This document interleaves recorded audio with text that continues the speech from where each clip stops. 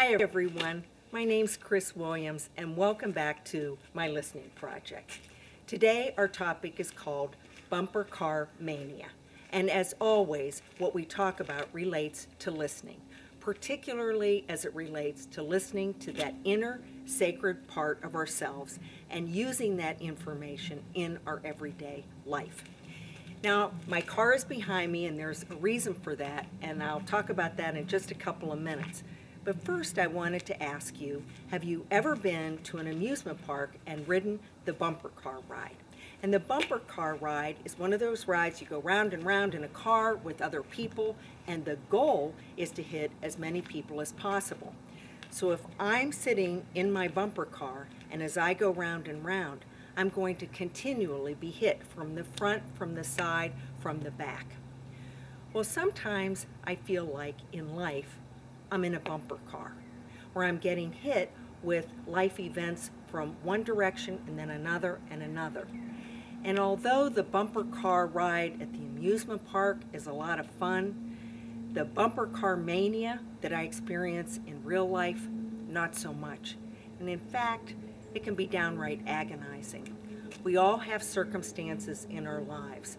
We're taking care of elderly parents.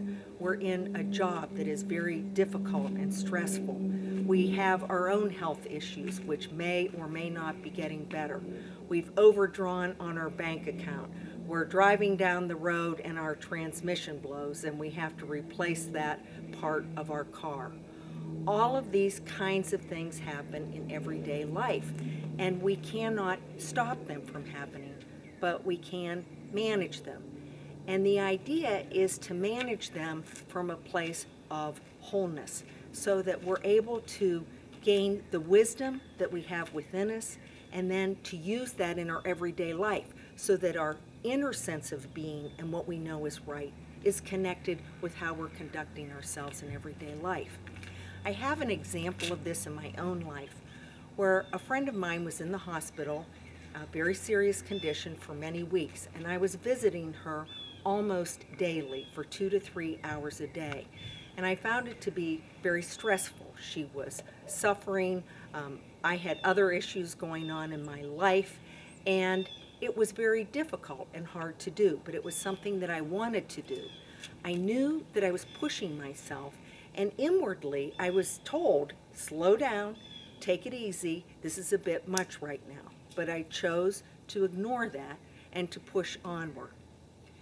So during this time, one evening I came home and I backed my car right up into a tree and I damaged the back bumper and did $1,500 damage, took it to get repaired and got it repaired, and in the midst of leaving the auto body shop after my car had been repaired, I immediately backed into another car in the parking lot, doing several more $100 of damage. And it's like, okay, what is going on? And really, it was the universe saying, tap, tap, tap, pay attention. You're not paying attention. Okay, here we go. Pay attention. Well, what I learned was it was time to reconnect with my inner self and to pay attention to that guidance that I was being given.